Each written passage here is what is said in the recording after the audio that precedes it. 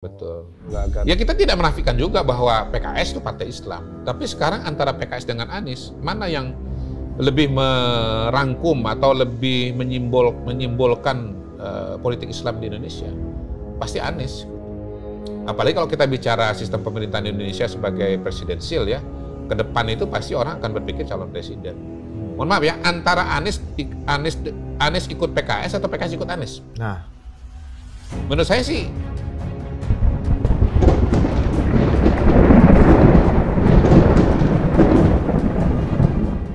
Assalamualaikum warahmatullahi wabarakatuh. Iwan Filah, konflik atau sesuatu yang terjadi antara PKS dan Anies Baswedan ini menarik untuk terus dikaji ya. Nah, salah satu pembicara yaitu pengamat politik dari Indobarometer, M. Kodari, menyebutkan tentang lebih besar mana antara PKS dan Anies Baswedan. Karena menurut pendukung Anies Baswedan, sosok yang beliau kagumi tersebut lebih hebat dari PKS. Sedangkan sebaliknya para kader atau simpatisan PKS menganggap, bahkan para pejabat-pejabat PKS menganggap dengan ketidakhadiran Anies Baswedan atau tidak bekerja samanya lagi mereka dalam suatu kegiatan politik itu tidak berpengaruh. Karena menurutnya Anies itu bukan mencerminkan kader atau petinggi dari PKS. Nah, jadi ini menjadi, pada video ini kita akan mendapatkan jawaban atau setidaknya ada sedikit pencerahan dari salah satu pengamat politik dan juga pendiri Indobarometer, M. Kodari. Dan di sini beliau menjelaskan bagaimana posisinya antara Anies dan PKS, siapa yang sebetulnya perlu, atau ke PKS itu perlu ke Anies atau Anies perlu PKS. Nah, bagaimana jawabannya? Mari kita simak videonya berikut ini. Bahwa pemilih kita itu ada dua kategori, nasionalis dengan Islam, kan begitu. Nah, Mas Anies ini kan nama representasi kelompok yang politik Islam ini, terutama yang kental kan asosiasinya dengan waktu Pilkada Jakarta melawan Ahok, kemudian asosiasinya dengan Rizik Syihab. Iya. Nih, ya kita bisa lihat lah bahwa pemilihnya Anies itu memang notabene adalah Islam politik gitu loh. Nah, itu menurut saya akan membuat Anies itu menjadi dalam tanda kutip ya, hantu yang lebih seram dibandingkan dengan PKS. Hantu yang lebih seram dibandingkan dengan PKS. Ya, bagi kalangan minoritas. Nah, tapi ini berita di Mr. Q, saya buka fifa.co.id Selasa 19 November. FPI Jakarta resmi dukung Ridwan Kamil Suswono di Pilgub Jakarta 2024. DPD Front Pembela Islam secara resmi menyatakan dukungannya pada calon gubernur RK Suswono. Keputusannya diumumkan oleh surat keputusan bla-bla resmi nih. HRS, Rizik Syihab ada dukung. Ya ini kan FPI DKI, Mr. Q kan apa bedanya sama HRS? Buat saya sih kalau bicara lebih simbol, bold dan lebih punya resistensi buat teman-teman minoritas dibanding sosok Mas Anies. Iya, per hari ini ya kalau kita bicara realita politik Indonesia, yang jelas-jelas pernah maju calon presiden dan mendapatkan dukungan suara itu ya Anies. Jadi kalau kita bicara representasi Islam politik atau politik Islam itu ya ada diri Anies gitu. Yang lain-lain mungkin iya, tetapi simbol terkuat, simbol paling besar adalah Anies Baswedan. Kanalisasinya di Mas Anies ya. Iya, meskipun ada dukungan resmi organisasi. Betul. Akan. Ya kita tidak menafikan juga bahwa PKS itu partai Islam. Tapi sekarang antara PKS dengan Anies, mana yang lebih merangkum atau lebih menyimbolkan politik Islam di Indonesia? Pasti Anies. Gitu. Apalagi kalau kita bicara sistem pemerintahan Indonesia sebagai presidensial ya, ke depan itu pasti orang akan berpikir calon presiden. Mohon maaf ya, antara Anies ikut PKS atau PKS ikut Anies? Nah, menurut saya sih PKS ikut Anies kemarin ya, karena melihat bahwa Anies itu simbol politik Islam tadi gitu. Bukan Anies kemudian ikut PKS, betul? Ya, jadi itu kan menunjukkan bagaimana figur Anies itu lebih besar daripada. Ya, kalau Anies ikut PKS berarti Anies ambil KTA PKS. Nah, itu dia. Dalam konteks PKS ikut Anies, bagaimana melihat potensi tergerusnya justru pemilihnya PKS yang memang secara kultur ideologi lebih dekat dengan Anies gitu. Setelah Anies mendeklarasikan dukungannya kepada Pram. Iya, gitu. bisa juga. Apakah ini berpotensi menggerus juga? Bisa juga. Bisa juga. Nanti akan terjadi tarik menarik antara daya tarik Anies sebagai pribadi dengan garis komando PKS.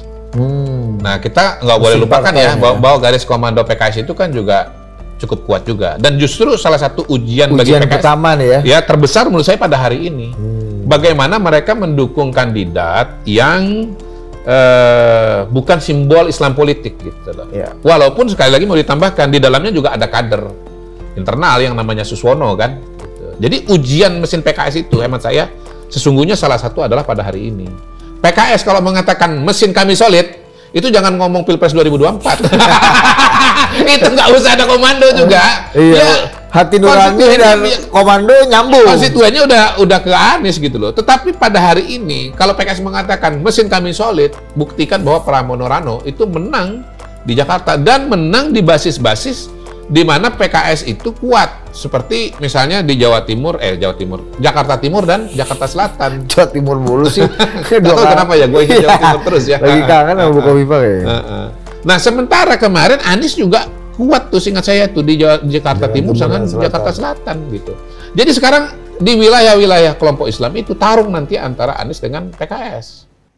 Ya, itulah tadi pengamatan politik dari M. Kodari, di mana dia mendeskripsikan secara runut ya bagaimana pertarungan antara PKS dan Anies ini. Nah, seperti yang kita tahu, kalau misalnya video ini tayang di Total Politik itu pada tanggal 26 November 2024 atau 1 hari menjelang pencoblosan, sehingga mereka ini tidak tahu hasilnya bagaimana kebesokannya. Dan karena sekarang ini pada tanggal 22, tentu kita tahu bahwa pemenangnya adalah Pramono Anung dan Rano Karno. Nah, di sini Om Kodari sempat mengatakan mesin politik PKS ini diuji pada pilkada kali ini karena memang mereka tidak lagi bersatu atau sama-sama berjuang dengan Anies Baswedan. Mereka mengatakan bahwa mesin politik mereka solid dan mereka meyakini bahwa dengan keadaan seperti sekarang ini RK Suswono akan menang ya pada saat itu. Jadi bisa kita lihat hasilnya sekarang kalau misalnya Anies Baswedan memang lebih besar daripada PKS. Bahkan mungkin juga Habib Rizik Syihab atau mungkin juga bahkan ditambah oleh Jokowi atau Prabowo. Jadi seakan-akan dari Pilkada DKI ini ingin menjelaskan atau sudah mencerminkan bahwa memang Anies Baswedan ini adalah sosok yang mengerikan. Walaupun pada saat ini dia bukan siapa-siapa, dia tidak di mana-mana, dia hanya melakukan kegiatan sesuai dengan apa yang hobinya dia, seperti membaca buku atau datang-datang ke tempat-tempat pertemuan, sesuatu yang diundang. Tapi tetap namanya ini menjulang, bahkan semakin diminati atau dinanti oleh para masyarakat yang memang menginginkan perubahan dan keadilan.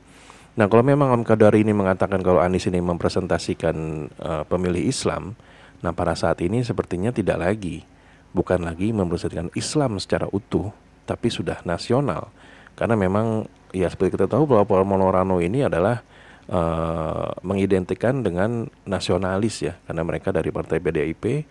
Jadi bisa dikatakan ya bukan lagi mengerikan, tapi semakin mengerikan. Nah, hal inilah yang membuat nama Anies pasti itu akan selalu dipilih bila memang masyarakat kecewa dengan kebijakan-kebijakan dari pemerintah. Bukan hanya PKS, tapi pemerintah secara umumnya ya, partai-partai yang 12 selain dari PDIP itu tentu melihat bahwa Anies ini adalah sosok yang ya bisa, bila mengatakan kalau dia ada di oposisi Anies itu mengatakan mengerikan. Tapi bila memang sesuai dengan jalur politik dari apa yang diinginkan, maka Anies ini adalah sosok yang paling potensial dibanding sosok-sosok yang lain. Nah, jadi kita lihat aja bagaimana ke depannya kiprah Anies ini dan juga kiprah dari PKS, apakah mereka akhirnya akan bersatu atau memang mereka akan tetap berseberangan sampai dengan Pilpres 2029 nanti. Menarik untuk kita tunggu. Nah, jadi sampai di sini dulu Eden Project. Bila memang kami ada salah kata dan salah data, kami mohon maaf. Wabillahi taufiq wal hidayah. Wassalamualaikum warahmatullahi wabarakatuh.